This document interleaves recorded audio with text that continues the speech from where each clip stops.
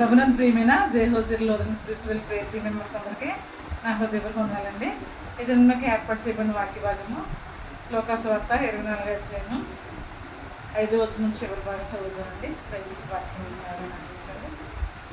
సజీవుడైన వానిని మీరెందుకు మృతులలో వెతుకుచున్నారు? చాలు. సజీవుడైన వానిని మీరు ఎందుకు మృతులలో వెతుకుచున్నారు? చిన్న ప్రేయర్ చేసుకున్నాను. స్తోత్రం స్తోత్రం స్తోత్రం. పరిశుద్ధుడు పరిశుద్ధుడు పరిశుద్ధుడు సర్వభూలోకమును సృజించి దాన్ని నీతితోనూ న్యాయంతోనూ పరిపాలించుచు కొనియాడబడుచున్నమాట. వేసయ మీ ఘనమైన పాపములకు లెక్కించని మరణంలో స్తోత్రములు చెల్లించుకున్నాను తండ్రి. సర్వశక్తి గల దేవుడుగా మీరు ఉన్నారు. ఏమి ఇచ్చినప్పుడు మీరు తీర్చినాను ప్రభావ. పునరుద్ధరణ ఆదివారం నా తండ్రి మాకు అందరికీ ఎంతో చక్కగా నా తండ్రి మాకు అనుగ్రహించిన విధానం బట్టి మీకు స్థితులు ప్రభావ. నా తండ్రి సైన తండ్రి సాతాన్ని మరణము నా తండ్రి సైన తండ్రి నేను శ్రమలను జయించిన గొప్ప దేవుడుగా మీరు నా ప్రభావ తండ్రి రుచి చేయడమైన తండ్రి మాకు నూతనమైన ఆదివారాన్ని పునరుద్ధరణ ఆదివారాన్ని నా బిడ్డలందరికీ మాకు దయతో ప్రసాదించిన దేవా మీకే స్థుతులు ప్రభావ. సమస్త ఘనత మహిమ మీరు పొందుకున్న ప్రభావ. నా తండ్రి వాక్యం ఉంచిన ప్రతి ఒక్క బిడ్డ ముందు గదులు దీవించి ఆశీర్వదించి వాక్యానుసరమైన జీవితం జీవించలాగా నాకు మీరే చూపిస్తారని మా కొరకు నా కొరకు సింగుల ప్రాణం పెట్టి తిరిగి లేచిన యేసయ్య పరిశుద్ధ నామమున మిక్కిలి వినయంతో బ్రతిమలాడి విడిపించున్నాం మా పరమ తండ్రి. ఆమేన్. ప్రభునందు ప్రియమైన సముద్ర సభ్యులారా మరొకసారి నాకు దగ్గర మనం తెలియజేస్తున్నాను. ఇక్కడ యేసుక్రీస్తు ప్రభు వారండి ఆయన చెప్పినట్టుగానే ఆయన 3వ దినాన్ని తిరిగి లేవడం మనం చూస్తాం. అయితే పెద్దల కడనే ఆయన 3వ దినమున యేసుక్రీస్తు ప్రభు వారు లక్షవారం శ్రమలకి అప్పగింపబడ్డారు. తర్వాత శుక్రవారం అంతా ఆయన మంచి శుక్రవారంగా మనం దేవుని ఆరాధించుకున్నామండి. శుక్రవారం రోజున ఆయన సిలువేయబడటం, శ్రమ పడటం, సిలువేయబడటం, చనిపోవడం మనం చూస్తున్నాం. అయితే ఆయన ప్రేమిస్తున్నారు. ఇక్కడ 3వ దినం ఎక్కువ జనమనే ఆయన తిరిగి లేవటం మనం చూస్తున్నామండి. అయితే శిష్యులు తర్వాత స్త్రీలు ఆయన చెప్పినారు. ఆయన ప్రతిరోజు కూడా తన స్వార్థ పరిచర్యలో ఆయన చెప్పేవారు అనమాట. నేను 3వ దినాన్న తిరిగి లేస్తానని చెప్పేసి ఆయన ప్రతి పర్యాయం చాలాసార్లు ఆయన చెప్పడం అనుకుంటున్నాం. అయితే శిష్యులు స్త్రీలు కూడా మామూలుగా కొంచెం భయపడి ఒకవేళ యేసుక్రీస్తు ప్రభువుని మనం చూడడానికి వెళ్దామని వాళ్ళందరూ అక్కడికి వెళ్ళడం జరిగింది. వెళ్ళి తెల్లవారుజామున వాళ్ళు వెళ్ళి సుగంధద్రవ్యాలు యేసుక్రీస్తు ప్రభు వారి యొక్క దేహానికి చూద్దామని వాళ్ళు వెళ్ళడం చూస్తున్నారు. వెళ్ళినప్పుడు వాళ్ళు ఆ సమాధి రాయి దొరికింపబడి ఉండడం వాళ్ళు గమనించారు. గమనించిన తర్వాత ఆ యొక్క సమాధులకు ఉండి చూడగా వాళ్ళు అక్కడ ఆ యొక్క వస్త్రాలు తెల్లటి వస్త్రాలు అవన్నీ కూడా అక్కడ విడిచిపెట్టి ఉండడం వాళ్ళు గమనించారు. గమనించినప్పుడు చాలా భయపడ్డారు. కొన్ని స్త్రీలు అయితే శిష్యులతో ఏమన్నారంటే మన ఏసైనా ఎవరు తీసుకుని వెళ్ళిపోయారు అని వాళ్ళు అనుకుంటున్నారు. అయితే ఇద్దరు దేవదూతలు ప్రకాశవంతమైన దుస్తులు వేసుకుని వాళ్ళు చెప్తున్నారు అనమాట. మీరు సజీవుడైన దేవుని మృతుల్లో ఎందుకు వెతుకుతున్నారు? సజీవుడైన దేవుని మీరు మృతుల్లో ఎందుకు వెతుకుతున్నారని వాళ్ళు ఆ యొక్క శిష్యులకి చెప్పడం మనం చూస్తామండి. ఆ యొక్క స్త్రీలకు చెప్పడం మనం చూస్తాం. నా ప్రియమైన సోదరులు ఆయన ముందుగా మీరు చెప్పినట్టుగానే ఆయన గలలేకి వెళ్తున్నాడు అని చెప్పడం మనం చూస్తామండి. నిజంగానే అక్కడ మగ్దలేని మరియా ఆమె వెళ్తున్న సందర్భంలో యేసుక్రీస్తు ప్రభు వారు కనిపించి అక్కడ అమ్మ అని పిలవడం మనం చూస్తామండి. అమ్మ అని పిలవగానే తిను కూడా రఘుని అని సంబోధించడం మనం చూస్తామండి. నా ప్రియమైన సోదరులు ఏంటంటే యేసుక్రీస్తు ప్రభు వారు ప్రతి విషయంలో కూడా ఎంతో గొప్ప దేవుడై ఉన్నాడన్నమాట. తండ్రి కుమార పరిశుద్ధాత్మ త్రియేక దేవుడిగా చాలా పర్యాయాలైన తను తాను దేవుడు తండ్రి అయిన దేవుడు తన కుమారుని మహిమపరచడం మనం చూస్తున్నాం. చూడండి ఇక్కడ ఆయన పుట్టినప్పుడు ఆయన పుట్టినప్పుడు కూడా దేవదూతలు వచ్చి మీరు మరియా భయపడద్దు, నీవు ధన్యురాలు, నీవు ఒక కుమారుని కందువు, ఆయనకి ఇమ్మానుయేలు అని పేరు పెడతాను అని దేవదూతల ద్వారానే ప్రకటింపబడింది.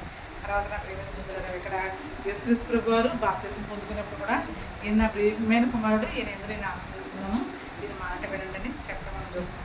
తర్వాత ఆయన రూపాంతరం పొందినప్పుడు కూడా యేసుక్రీస్తు ప్రభు వారి గురించి తండ్రి అయిన దేవుడు ఈయన ఎందుకు నేను ఆనందిస్తున్నాను, ఈయన నా ప్రియమైన కుమారుడు అని అక్కడ కూడా చెప్పడం మనం చూస్తున్నాం. నా ప్రియమైన సోదరులు అంటే యేసుక్రీస్తు ప్రభు వారు పుట్టినప్పుడు కూడా ప్రకాశవంతమైన నక్షత్రం అక్కడ ఉపయోగించడం మనం చూస్తున్నాం. ఏమండి ఆయన పుట్టినప్పుడు ప్రకాశవంతమైన నక్షత్రం ఉపయోగించడం చూస్తున్నాం. జ్ఞానులకి ఆ నక్షత్రమే దారి చూపించడం మనం చూస్తాం. తర్వాత తర్వాత యేసుక్రీస్తు ప్రభువారు శిలువ మీద మరణించినప్పుడు ఇంచుమించు 3 గంటల సందర్భంలో అక్కడ ఏమంటే భయంకరమైన భూకంపం కలవడం మనం చూస్తాం. సూర్యుడు చీకటిగా మారిపోవడం మనం చూస్తాం. అయితే అక్కడ యేసుక్రీస్తు ప్రభువారిని ఇబ్బంది పెట్టిన అందరూ కూడా అక్కడ బాబు నిజంగా ఈయన దేవుని కుమారుడని వాళ్ళందరూ ఒప్పుకోవడం మనం చూస్తామండి. ఒప్పుకున్న తర్వాత చాలామంది రొమ్ము కొట్టుకుని వచ్చి అక్కడి నుంచి వెళ్ళారంట. రొమ్ము కొట్టుకుని వచ్చి అక్కడి నుంచి వెళ్ళడం మనం చూస్తామండి. యేసుక్రీస్తు ప్రభువారు చనిపోయిన తర్వాత తండ్రి నా ఆత్మ నీ చేతికి అప్పగిస్తాను అని చెప్పినప్పుడు ఏలి ఏలి లామా సభాపుట అనేసని నా దేవా నన్ను నేల విడని తర్వాత ఆయన 7వ మాటగా దేవా నా ఆత్మను నీ చేతికి అప్పగిస్తున్నాను అని చెప్పగానే భూమి అంతా కనిపించిపోయింది. నాకు తెలుసుకున్నాను దేవుని యొక్క యేసుక్రీస్తు ప్రభువారు తండ్రి నా ఆత్మని చేతికి అప్పగిస్తున్నానన్న సందర్భంలో సృష్టి తమిళిపోయిందండి. సృష్టి అంతా కూడా భయంకరంగా కనిపించడం మనం చూస్తున్నాం. సృష్టి అంతా తన సూర్యుడు తన కాంతిని కోల్పోవడం మనం చూస్తామండి. సమాధుల్లో ఉన్నవారు లేపబడడం చూస్తాం. అయితే గొప్ప భూకంపం అక్కడ కలగటం మనం చూస్తామండి. ఆయన పొడిచిన వారు సహితం వారంతా కూడా గమనించారండి. ఆయన్ని ఇబ్బంది పెట్టిన వారు, ఆయన దూషించిన వారు, ఆయన అపహాస్యం చేసిన వారు కూడా ఆ యొక్క సృష్టిలో జరిగిన మార్పులు, అక్కడ జరిగిన మార్పులన్నీ చూసి వాళ్ళు నిజంగా అయింది మనం అవసరంగా అయింది ఇబ్బంది పెట్టామని చెప్పేసి వాళ్ళు రొమ్ము కొట్టుకోవచ్చు ఎంతో మార్పు నుండి కనిపించగలగా మనం చూస్తాం. అయితే దాన్ని తర్వాత మళ్ళీ కూడా ఆయన 3వ దినాన్ని తెల్లవారుజామున 3వ దినాన్ని తిరిగి లేచినప్పుడు కూడా మనకు అద్భుతమైన కాంతి అక్కడ రావడం మనం చూస్తామండి. వాళ్ళు ఆ సమాధిని ముద్ర వేసి రాత్రి అంతా కావలి ఉన్నా కానీ ఏమండి రామాసైన్యం ఏం చెప్పారంటే యేసుక్రీస్తు ప్రభువారిని వాళ్ళ శిష్యులు ఎత్తుకుపోతారు, లేకపోతే ఆయన నిజంగా లేచిపోతాడు. ఆయన చెప్పిన మాట ఇది కూడా అర్థం కాలేదు. ఆయన చెప్పిన మాట అంతా కూడా నెరవేరింది కదా. అందుకే ఈయన 3వ దినాన్ని తిరిగి లేస్తానని చెప్పిన మాట సేవ శాస్త్రులు ఏమండి రామాసైన్యం విని ఏం చేశారంటే ఆ యొక్క సమాధికి భయంకరమైన ముద్ర వేసి గురుసులతో బంధించి చాలా బందోబస్తుగా చేశారండి. చేసినప్పుడు కూడా దేవుని యొక్క కుమారుడు పరిశుద్ధాత్మ దేవుడు అది ఆ యొక్క సమాధిని చీల్చుకుని బయటకు రావడం మనం చూస్తున్నాం. అయితే ఆ రాయి దొరికింపడటం తర్వాత ప్రకాశవంతమైన వెలుగుతో అదంతా కూడా భూకంపంలాగా రావడం అలా చూసినప్పుడు ఇంకా మిగిలిన చాలామంది కూడా అక్కడ ప్రభువు నిజమైన దేవుని కుమారుడు నిజమైన దేవుని కుమారుడు అని ప్రతి ఒక్కరు కూడా అక్కడ మారు మనసు పొందడం మనం చూస్తామండి. అయితే నాకు తెలిసింది ఇక్కడ దేవత చెప్పిందండి ఆ యొక్క శిష్యులతో ఆ యొక్క స్త్రీలతో చెప్తుంది, మీరు సజీవుడైన దేవుణ్ణి మీరు ఎందుకు వెతుకుతున్నారు? సజీవుడైన దేవుని మీరు ఎందుకు వెతుకుతున్నారు? ఆయన సజీవుడే, ఆయన తిరిగి లేవటం అనేక మందికి ఆయన కనిపించడం మనం చూస్తామండి. 40 రోజులు తను కనపరుచుకున్నాడండి ఆయన. తర్వాత హంసవర్ధ 20వ అధ్యాయంలో కూడా శిష్యులందరూ కూడా ఒక గదిలో తలుపులు బంధించుకుని లోపలికి కూర్చుని ప్రార్థన చేసుకున్న సందర్భంలో ఆయన మధ్యలోకి వెళ్ళి నీకు సమాధానం కలుగుందాక అని చెప్పడం చూస్తాం.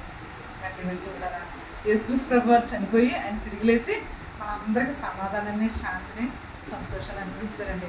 లేకపోతే మన జీవితాలకి ఎంతో చీకటి పరిస్థితి. అంటే ఇప్పుడు యేసుక్రీస్తు ప్రభువారు గొప్ప నిరీక్షణ మనకు అనుభవించారండి. మన పితరులైన వారు ఎవరైతే చనిపోయారో వాళ్ళందరూ కూడా ప్రభు యొక్క దినమందు యేసుక్రీస్తు ప్రభువారు మధ్యాకాశంలోకి వచ్చినట్టు అందరూ కూడా లేపబడతారు. అంటే గొప్ప నిరీక్షణని యేసుక్రీస్తు ప్రభువారు మనకు అనుభవించారండి.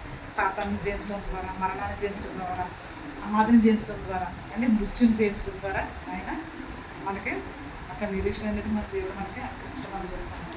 యేసుక్రీస్తు ప్రభువారు ఆ యొక్క గొప్ప నిరీక్షణ మనకి అనుభవించడం వల్ల ఆయన అంటున్నారనమాట, మీకు సమాధానం కలుగుగాక. నా ప్రేమిక సోదరులారా, అక్కడ తోమ అంటున్నాడు. ఆ టైంలో ఒకసారి యేసుక్రీస్తు ప్రభువారు అక్కడికి వచ్చినప్పుడు తోమ కనిపించలేదండి. అయితే శిష్యులందరూ అంటున్నారు అనమాట, మేము యేసుక్రీస్తు ప్రభువారిని చూసాం అని చెప్పినప్పుడు నేను ఆయన గాయంలో వేలు పెట్టి చూస్తేనే తప్ప నేను నమ్మనని చెప్పేసి తన మనసులో అనుకున్న మాట యేసుక్రీస్తు ప్రభువారు ఆ యొక్క తోమకి యొక్క ఆ డౌట్ నివృత్తి చేయడం కోసం మరొక మారు యేసుక్రీస్తు ప్రభువారు వాళ్ళ దగ్గరికి రావడం, తోమ నా చేతిలో నా గాయాలు చూడు, నీ చెయ్యి ఈ గాయాల ముందు ఉంచి చూడు అని చెప్పినప్పుడు తోమ నిజంగానే చూశాడండి. చూసినప్పుడు నా ప్రభువా, నా దేవా అని ఎంతగానో పశ్చాత్తాపడటం మనం చూస్తాం కదా. అందుకని దేవదూతలు చెప్తారనమాట, సజీవుడైన వాడిని మీరు మృతుల్లో ఎందుకు వెతుకుతున్నారు అంటే నాకు ఏమవుతుంది. గొప్ప నిరీక్షణ మనకి దేవుడు అనుగ్రహించాడండి. ఏది కూడా డౌట్ఫుల్గా దేవుడు ఏది కూడా చేయలేదండి. అంతా కూడా చాలా క్లియర్గా ఆయన మనకు తన రక్షణ భాగ్యాన్ని మనకు అనుగ్రహించాడు. అందుకనే ప్రేమించారు కదా, మనం సర్వలోకానికి వెళ్ళి సర్వ సృష్టికి సువార్త ప్రకటించాలి.